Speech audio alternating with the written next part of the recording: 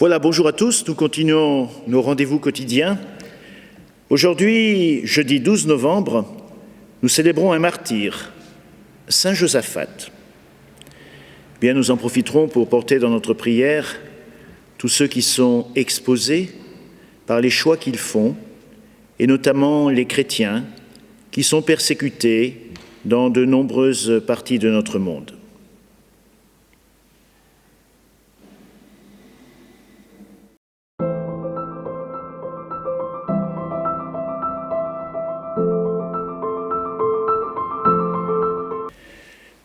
J'ai intitulé la méditation de ce 12 novembre « Ambiance fin du monde », à partir de cet évangile de Jésus-Christ selon saint Luc, qui nous est proposé aujourd'hui par la liturgie. En ce temps-là, comme les pharisiens demandaient à Jésus quand viendrait le règne de Dieu, il prit la parole et dit « La venue du règne de Dieu n'est pas observable. On ne dira pas « voilà, il est ici » ou bien « il est là ». En effet, voici que le règne de Dieu est au milieu de vous.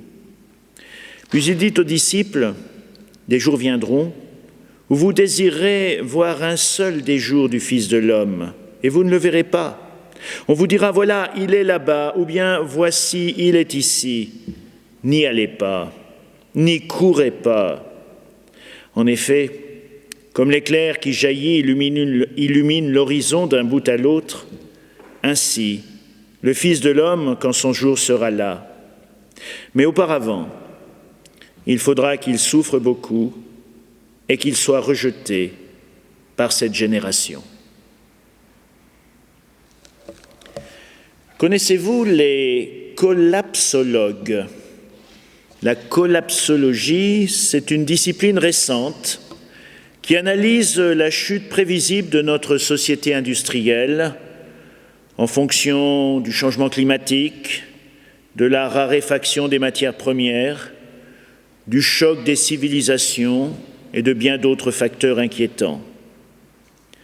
Par ailleurs, les médias nous ont accoutumés aux experts qui, avec ou sans blouse blanche, bardés de titres mérités ou parfois autoproclamés, affirment avec une conviction qui forme l'adhésion leurs prévisions pour ce qui concerne la pandémie et ses développements à venir. Les uns et les autres ont leur pertinence, bien sûr, mais quand ils s'aventurent dans le domaine des prévisions, reconnaissons qu'ils s'avancent en territoire inconnu. Les prévisions, on ne les retient finalement qu'une fois qu'elles se sont réalisées pleinement, les autres on les oublie. Jésus nous parle aujourd'hui du règne de Dieu définitif, celui de la fin des temps, autrement dit de la fin du monde, de la fin de notre monde. Première constatation, ce n'est pas une idée abominable. Le terme d'un voyage, c'est aussi la raison d'un voyage. Et comme le dit plaisamment le proverbe populaire, si tu ne sais pas où tu vas, tu n'as aucune chance de savoir que tu es arrivé.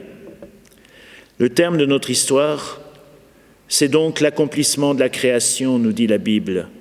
La disparition de ce monde passager pour l'avènement d'une réalité que nous ne pouvons pas soupçonner, car elle sera à la mesure de Dieu, de sa tendresse infinie. L'enfant, dans le ventre de sa mère, peut-il soupçonner la tendre beauté du visage de sa maman, le sourire de son papa et la splendeur d'un rayon de soleil. Mais quant à savoir l'échéance de la fin du monde, c'est impossible. Alors nous dit Jésus, prenez avec humour ce que disent avec certitude les experts de tous les temps, qui vous prédisent telle ou telle catastrophe, tel ou tel développement. Quand viendra le règne de Dieu, demandent les pharisiens à Jésus. Quand toutes ces turbulences de la pandémie finiront-elles, demandent les journalistes aux experts. Et si simplement nous vivions avec le Seigneur l'instant présent, en gardant l'espoir que nous sommes de toute manière appelés à une rencontre magnifique, un terme aussi inimaginable que merveilleux de notre aventure humaine. Mais pour autant, restons parfaitement incarnés dans ce monde que Jésus est venu visiter.